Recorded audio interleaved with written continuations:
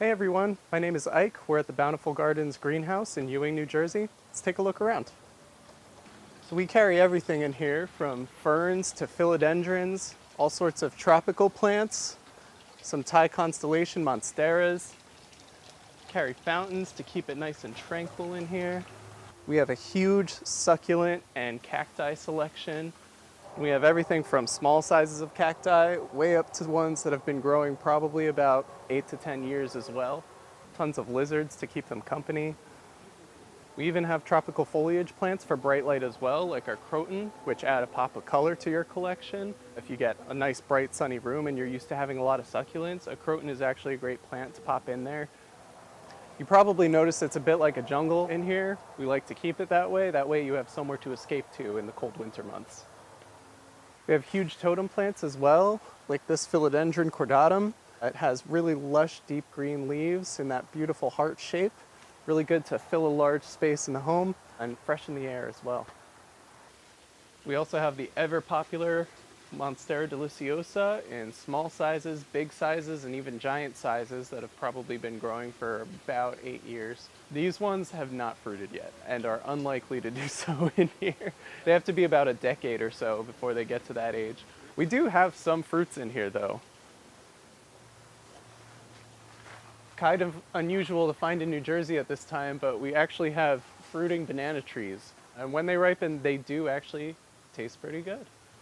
Yeah, this is the flower here. So every 1 to 2 weeks or so, a new petal of the flower will open so that it can be pollinated, and then a new set of bananas will grow out from the top there.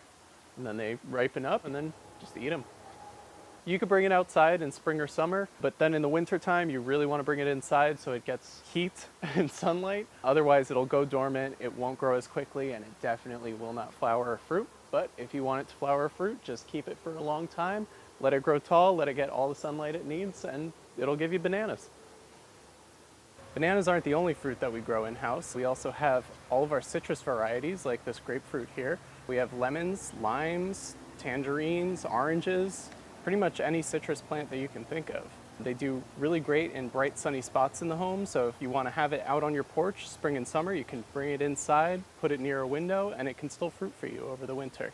When they're not fruiting, the citrus plants give off these beautiful blooms that are really fragrant too. So they actually fill this whole section of the store with like a really sweet perfume, which is really nice. They've got these awesome clusters of white and yellow and pink flowers, which are really nice to look at. Moving right along, we have the plant killer's favorite plant. This is the snake plant. It comes in all different colors, varieties, but the best thing about this is if somebody says, I keep killing all my plants, I always steer them towards the snake plant, because you can forget to water this thing for a month or so and it'll be a-okay, just as long as you do remember to soak it eventually. It grows pretty tall if you give it the space to do so. You get all sorts of fun colors with it. You've got the silver of the moonshine. You could get something like the Sanseveria jaboa, which has a lush deep green, or a Yellowstone, which will give you way more yellow in the leaves, and then the classic Zeylanica, which will give you just a white and green stacked appearance to it, which is really cool. We also have tons and tons and tons of Fiddle Leaf Fig right now. A lot of the dwarf Fiddle Leaf Fig, so if you don't want a massive tree in your home, this is a really great option. The leaves stay really small. It grows at a slower rate and it tends to be a lot bushier than a typical Fiddle Leaf Fig. Great for right nearby a window. These plants like a lot of sunlight, and if you prune it and keep it small, it'll widen out instead of being columnar, so it's pretty versatile as a plant. Everyone's favorite office plant, the Ficus benjamina, otherwise known as the weeping fig. This is another pretty popular plant for those who are houseplant averse because it doesn't need that much care. As long as you're remembering to water it, it doesn't like to dry out completely, and giving it enough sunlight. So near a window, maybe a corner right nearby a window would be perfect for one of these. Over this side, we've got our Bromeliad selection. This one's actually starting to flower here, which is pretty exciting.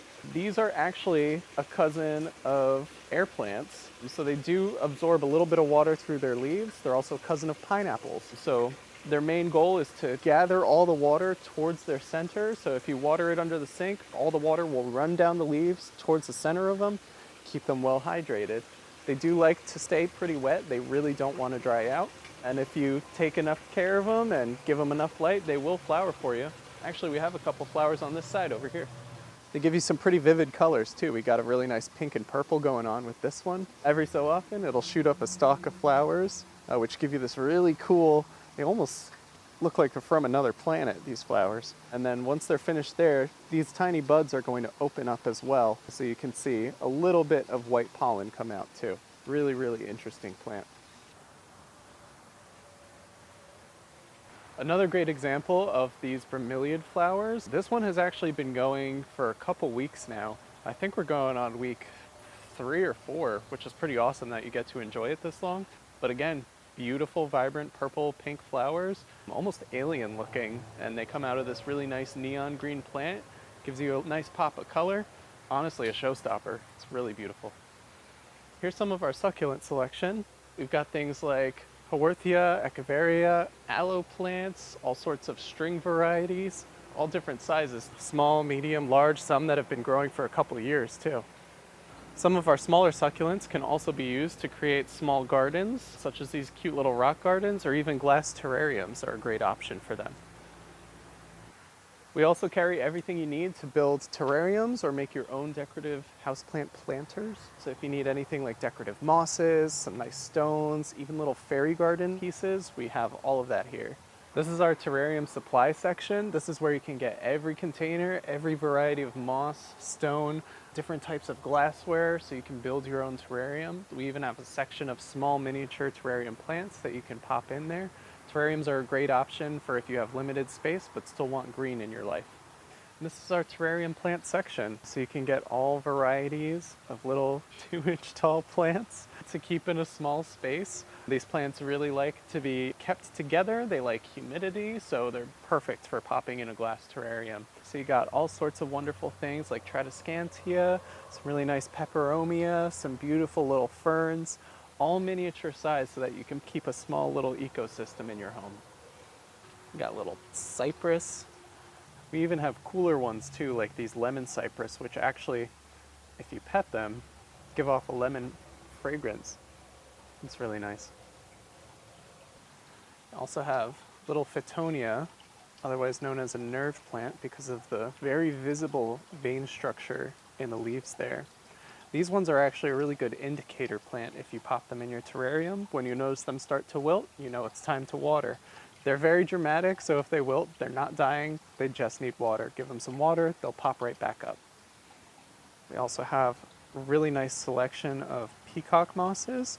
These are really nice spread out looking plants that help to add sort of like a fuzzy texture to your terrarium. They're super soft too. We also have smaller varieties of ferns too, like this little rabbit foot fern, which actually, if you can see, is peeking out one of its little rabbit feet. And this one here is a heartleaf fern, named appropriately, I'd say. This here is our fairy garden section. This is where we keep all sorts of figurines like real estate, accessories, little fairies, their pets, so you can create your own fairy garden. A lot of people like adding them to terrariums or just making their own miniature planting, so it's like a little piece of magic in your home. Really cute stuff.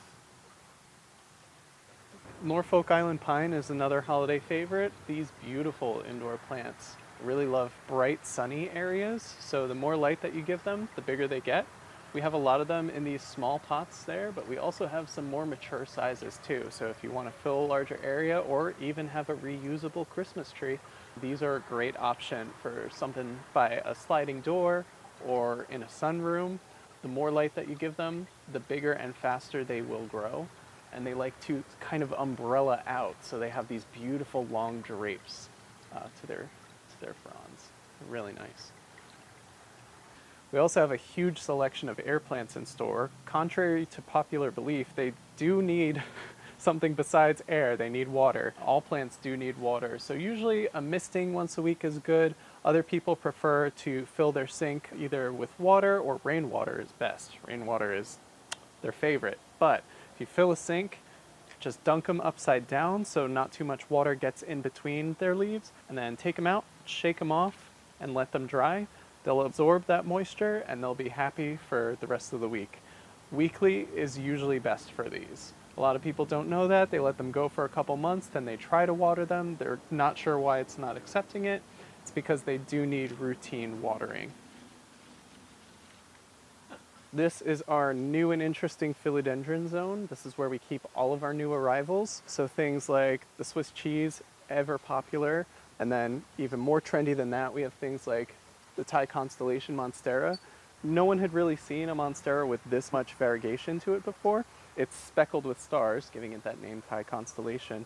And as it grows up, it will eventually get the split leaf to it as well. It can turn into a massive plant. And you can see that variegation actually goes all the way up from the stem into the leaf. So it's not just the leaves that are variegated, it's the entirety of the plant, which is pretty cool. These ones are definitely one of our more popular sellers here.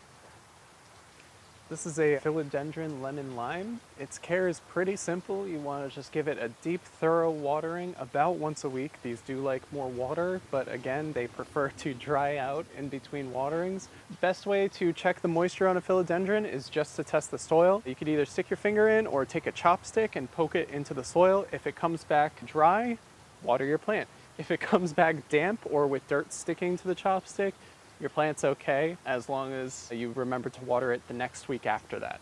You don't want to give them too much water. You want them to be able to breathe in between waterings because plants absorb oxygen through their roots. So if you're constantly watering them, they're kind of drowning. They can't really breathe through all that. So you want to give them sort of a rest between water. These are Calathea here. Some plant people are a little scared when taking care of them because they can be a little more finicky, but as long as you follow some basic rules, you'll be okay in taking care of them. First up, you want to keep it out of direct sunlight. You want it in a bright spot, but you don't want any direct rays to hit the leaves because they can burn. Even moving it further away from a window is a great way to shield it from direct light while still giving it the brightness that it needs. The second rule that you really want to follow is do not overwater these. If your Calathea is staying soggy, if its roots are sitting in water for extended periods of time, that's when you're going to get burnt edges, that's when you're going to get leaf die off. It's really what they don't like. So what you're going to want to do is let them dry out at least an inch down, not too far, just an inch. Check on them once weekly is the best way to approach that. And then give them a thorough watering, let them drain out all the way so they're not sitting in any extra water, and then repeat in about another week. The third rule is that these really like routine. So you don't want to go a week without watering them and then rush and remember to water them and overwater them. And just if you sense how long it's taking for them between watering, follow that routine and they'll really appreciate it. They'll give you tons of new foliage and they'll grow happily in your home. Wonderful things such as the white star Calathea. We have the dotty Calathea. We also just got a ton of these white fusion Calatheas in, which are really cool. The contrast between the green and white in here is so stark, so you get this really awesome display of foliage. If you want to take a look there. And give it enough light and care, it'll also get pops of purple in there too, which is pretty neat. We also have our Aglaonema section. These plants love to give all sorts of varieties of leaf shape and color. So you could get the typical Chinese evergreen is the common name for this one. We've also got the Aglaonema rice, which has really long, slender leaves to it. Again, with that awesome white and green contrast in there. Really, really pretty.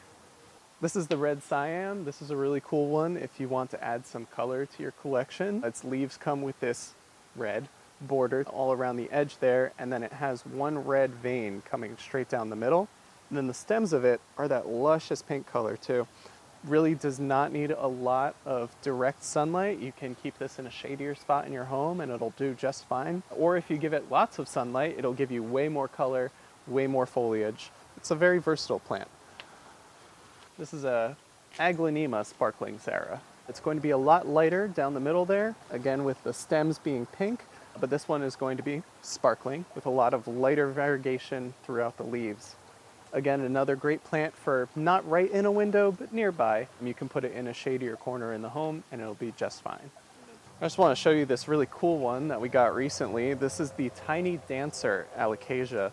So a lot of its plant growth is focused on the base and the stems there. And if you see, it has these tiny cup-shaped leaves where it gets its name because they sort of dance above the plant. They do actually serve a function though. Each one of these acts like a little cup. So when rain falls, it gets cupped into there and then drizzles down the plant into the reservoir towards the base of the plant. A lot of these plants grow to gather water towards themselves, so it's really interesting to see how each different plant approaches that. We also have everyone's favorite Amazonica poly. This one is beautiful with that really, really dark foliage. It almost looks black when you look at it from far away. And then it has really bright veins going down the center there. So it almost looks like a mask. It's really cool. Hoya! We've got Hoyas, all sorts. We've got rope Hoyas. This is a Wayeti. This one's really pretty. Hoya is a great one if you want something in your windowsill, kind of like a succulent. They love a lot of sunlight, and the more sunlight you give them, the more they will reach out for it. As you can see, they love to vine, and if you take good enough care of your Hoya, it'll eventually flower for you. And they have these really awesome star-shaped clusters of flowers that, depending on the variety, can give you like a light honey scent in the house, which is pretty neat. I would say it usually takes anywhere from 3 to 4 years for them to flower, but each Hoya is different, which can sometimes be frustrating and other times be pretty cool, because you might have a Hoya that doesn't flower, doesn't grow, doesn't do anything for a couple years, and then out of the blue, it'll just do all of that at once, and it'll be the most exciting moment in your life that year. Mine just did that after about 5 years of looking exactly the same, not doing anything, and then all of a sudden it started shooting out vines, it grew flowers, and I was like, this is the proudest day of my life as a parent. So it was pretty neat. It's pretty neat. These are some of our peace lilies. Peace lily is a great option if you want something that can take varying amounts of light. Either a bright indirect spot or even lower light spots work pretty well for these. And they're not too fussy. They just do need to be watered. You gotta make sure that you're watering them at least once a week so they don't dry out completely. Otherwise they do get a little droopy and they'll let you know that they really need a drink. They can be grown to have these beautiful white flowers on there, giving their name lily. Or they can also be grown for their foliage as well, such as these dominoes here, which have a really cool variegated speckle effect to them. These are our Anthurium. These are a great option if you want something with a show-stopping flower indoors. They come in all varieties of color, like this awesome streaked pink color. The white is typically one of the more popular ones, along with the reds. We also have some really cool new colors in, like this really, really deep burgundy that came in recently.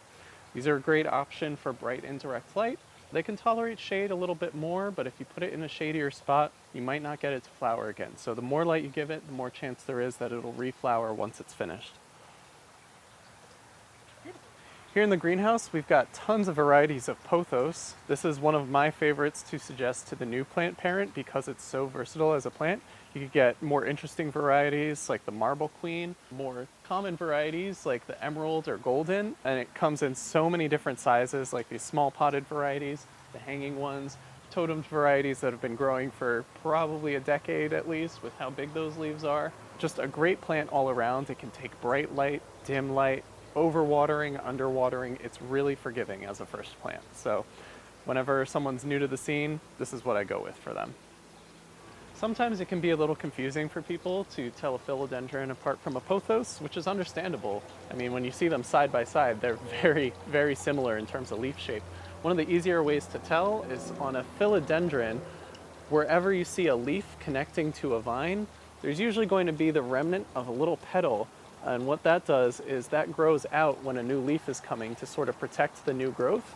Pothos does not have that tiny little petal coming out. So if you're unsure whether it's a pothos or a philodendron, just look for a tiny petal where the leaf connects to the vine there.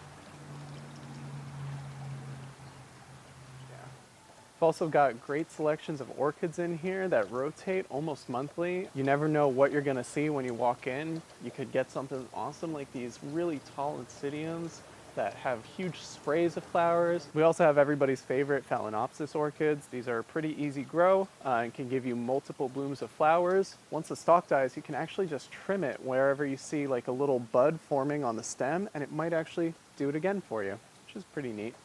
Yeah, we've got orchids in all different varieties and colors, from really big ones, really small ones, anything that you need to add some color, some floral interest into your home. We've got tons of topiary plants in store, which are really nice to put in the center of a table, use as a centerpiece, or you can keep them in your kitchen because a lot of these are going to be rosemary or lavender, which will be great in baking. I think we even had some tarragon ones as well. And if you need some clothing for your plants, we've got tons of pots in store too, so you can accent them nicely. Thanks for taking a tour through our greenhouse today. My name is Ike. I'm here at Bountiful Gardens in Ewing, New Jersey. We've got everything you need from tropical foliage, outdoor plants, perennials. Even if you just need a break from the cold outside, this is a great place to find your inner peace. So stop by, ask me any questions. I'm pretty much always in here, and be sure to plant more.